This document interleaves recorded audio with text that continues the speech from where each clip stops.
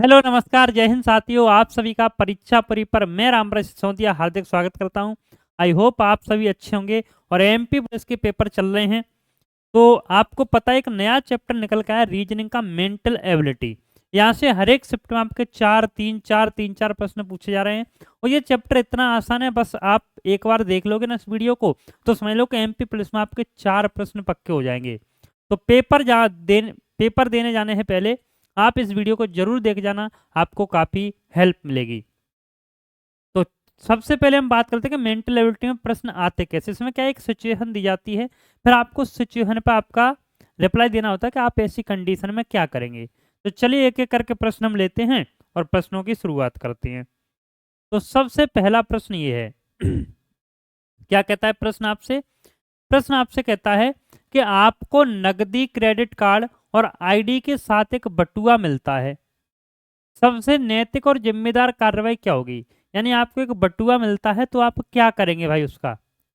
तो सबसे पहला काम है नकदी लेकर बटुआ छोड़ देंगे हैं। सोचेंगे लाओ ये तो बड़ा अच्छा काम है, नकदी ले लो और बटुआ छोड़ दें। ऐसा नहीं करेंगे, ठीक है। पहले ऑप्शन पढ़ लेते हैं हम। आईडी का उपयोग करके सीधे मालिक से संपर्क करेंगे। पूरा बटुआ पुलिस या गुमशुदा और मिली शाखा को सौंप देना।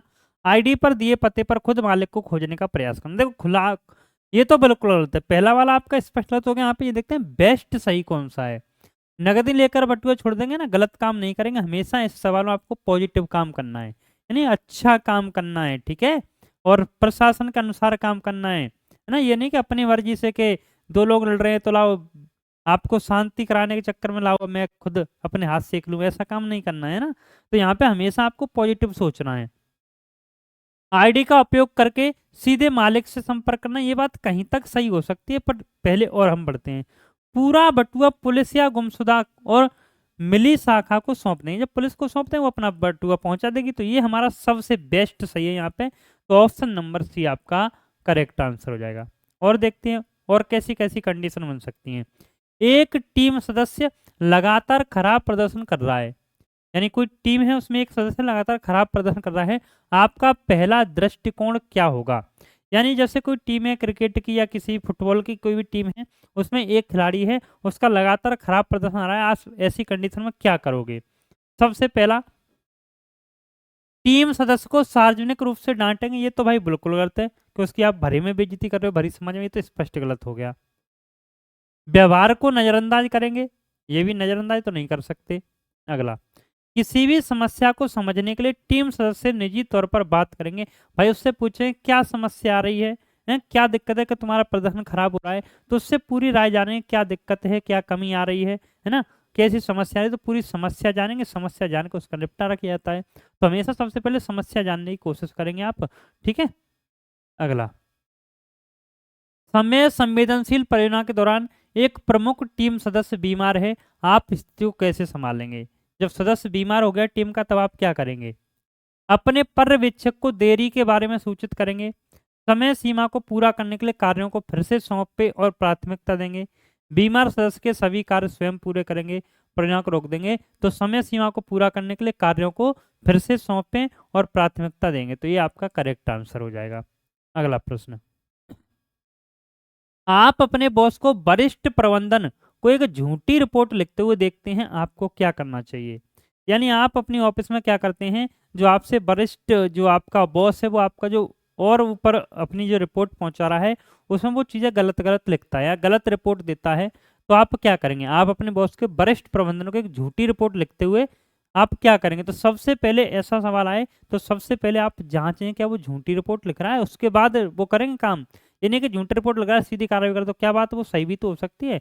तो पहले ये देखें क्या वो बात है उस तह तक पहुंचेंगे आप, यानी ये देखें जो बात मैं सोच रहा हूँ वो सही है या गलत है। तो देखते हैं, इसे नजरअंदाज करें। नजरअंदाज तो बिल्कुल नहीं कर सकते भैया, ये तो बिल्कुल गलत हो गया। सहकर्मियों के साथ चर्चा करेंगे, इस पर अभी बात रोकेंगे। अपने बॉस को निजी तौर पर सामना करेंगे ना भैया, ना के तुम क्यों ऐसा क्यों कर रहे हैं, वो तो उल्टा तुम्हें निकाल देगा फिर। तो पहले उसको जानेंगे तो सही। घटना की सूचना उच्चतम प्राधिकरण आचार समिति को देंगे, है ना। उनकी सूचना क्या देंगे आप, उनको देंगे, उच्च उस देंगे उच्च समिति को।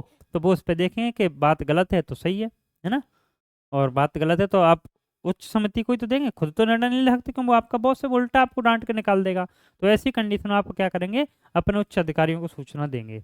अगला, आप परीक्षा के लिए लेट हो रहे हैं और कोई बस नहीं है, आप क्या करेंगे? आप परीक्षा के लिए लेट हो रहे हैं तब आप क्या करेंगे? परीक्षा नहीं देंगे, क्या आप परीक्षा छोड़ देंगे? ये तो बिल्कुल गलत है। बस का इंतजार करेंगे। आप परीक्षा के लिए लेट हो रहे हैं और कोई बस है ही नहीं, कोई बस नहीं है तो बस का लेट इंतजार करने का कोई मतलब नहीं, ये भी गलत हो गया। जल्दी से वैकल्पिक परिवहन की व्यवस्था करेंगे, बिल्कुल जल्दी से हम वैकल्पिक परिवहन देखेंगे, ऑटो देखेंगे, टेम्पू देखेंगे, हैं और कोई बाइक वगैरह देखेंगे, कुछ भी करेंगे, ये काम हम करेंगे, है ना? कुछ ना कुछ तो व्यवस्था देखेंगे ना अपनी, जिससे हम अपने पेपर तक पहुंच सकें। तो ये कंडीशन आप लोग अप्लाई करोगे। अगला प्रश्न, आप एक बैठक में अपने प्रबंधक की परियोजना निर्णय से असहमत हैं। आप एक बैठक में क्या हैं, अपने प्रबंधक के परियोजना निर्णय से असहमत हैं। आप अपनी चिंताओं को कैसे व्यक्त करेंगे? आप एक बैठक में अपने प्रबंधक के परियोजना निर्णय से असहमत हैं तो आप क्या करेंगे? प्रबंधक को बाधित करेंगे, बाद में सहकर्मियों को शिकायत करेंगे, सम्मान पूर्वक चर्चा करने के लिए एक निजी बैठक का अनुरोध करेंगे। बिल्कुल ये बात ज्यादा सही है। अगला, एक ग्राहक नीति के विरुद्ध एक अवास्तविक समय सीमा के साथ एक सेवा का अनुरोध करता है, आप इसे कैसे संभालेंगे? एक ग्राहक नीति के विरुद्ध, एक ग्राहक नीति के विरुद्ध एक अवास्तविक समय सीमा के साथ एक सेवा का अनुरोध करता है, आप इसे कैसे संभालेंगे? अनुरोध स्वीकार करेंगे, अनुरोध को अस्वीकार करेंगे, नीतियों की व्याख्या करेंगे और व्यवहारिक विकल्प प्रदान करेंगे, किसी सहकर्मी से संभालने के लिए कहेंगे तो क्या करेंगे? नीतियों की व्याख्या करेंगे और व्यवहार विकल्प प्रदान करेंगे।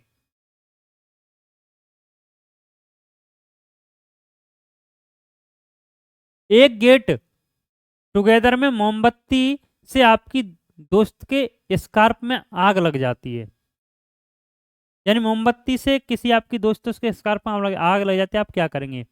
अपनी दोस्त को उसके पीछे देखने के लिए कहेंगे, मदद के लिए किसी और को बुलाएंगे, तुरंत स्कार्फ हटा देंगे और उस पर पानी डालेंगे, चिल्लाएंगे और भाग जाएंगे। तो तुरंत स्कार्फ को हटा देंगे और उस पर पानी डालेंगे, उसे बुझाएंगे ना। एक गेट टुगेदर में मोमबत्ती से आपकी दोस्त के स्कार्फ में आग लग जाती है, तब आप क्या करेंगे? ठीक है, तो आप ये करेंगे, कहेंगे तब तक तो आग ज़्यादा बढ़ जाएगी, तो सबसे पहले आप सीधे ये काम कर देंगे। एक सहकर्मी एक साझा परियोजना पर आपके काम की आलोचना करता है, प्रतिक्रिया देने का सबसे अच्छा तरीका क्या है? रक्षात्मक हो जाएंगे, आलोचना को नजरअंदाज करेंगे, ध्यान से सुने और सुधार के लिए इसका उपयोग करें, सहकर्मी की शिकायत अपने प्रबंधन से करें।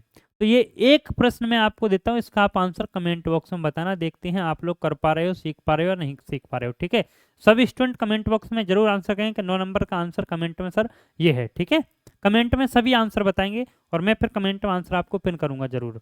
अगला, अब देखो जो केसों के मामले में होते हैं ना, वो आपका सवाल है। जैसे घरेलू हिंसा का मामला है, आपके सामने एक सवाल आया, आप एक पुलिस अधिकारी हैं और आपको घरेलू हिंसा की शिकायत पर एक घर में भेजा जाता है। जब आप पहुंचते हैं तो एक महिला रो रही होती है और उसके हाथ पर चोट के निशान होते हैं। उसका पति शांत खड़ा है और कह रहा है कि महिला ने खुद को चोट पहुंचाई है। घर में दो छोटे बच्चे डरे हुए कोने में बैठे हैं, तब आप क्या करेंगे? आपकी पहली कार्रवाई क्या होगी? आदमी को तुरंत गिरफ्तार करना, आदमी और महिला दोनों को थाने ले जाना, चिकित्सा सहायता बुलाना और महिला और बच्चों को सुरक्षित करना। सबसे पहला काम ये करेंगे, सबसे पहले उसके हाथ में चोट लगी है तो उसकी आप चिकित्सा सहायता करेंगे और बच्चों को सुरक्षित स्थान पर पहुंचाएंगे। ये सबसे अच्छा काम होगा, है ना, इस स्थिति में। अगला, लापता व्यक्ति की आपको जांच कर रहे हैं, आप एक लापता व्यक्ति के मामले की जांच कर रहे हैं। आपको पता चलता है कि लापता व्यक्ति के दोस्त हैं जिनसे वो अक्सर मिलता है लापता व्यक्ति के दो दोस्त हैं जिनसे वो अक्सर मिलता है, तब आप क्या करेंगे? आप अपनी जांच कहां से शुरू करेंगे? लापता व्यक्ति के बैंक खातों और फोन रिकॉर्ड को जांच करेंगे। ये तो अभी बाद की बात है ना भाई, पहले शायद वैसी पूछताछ से कहीं से मामला मिल जाए। सीधे दोस्तों से पूछताछ करेंगे, ये बात कहीं तक ठीक है। दोस्त के घरों की तलाशी लेंगे नहीं भाई, डायरेक्ट ऐसे तलाशी नहीं लेंगे, क्योंकि वो तो हमें सोर्स बताएंगे ना क्या क्या दिक्कत थी।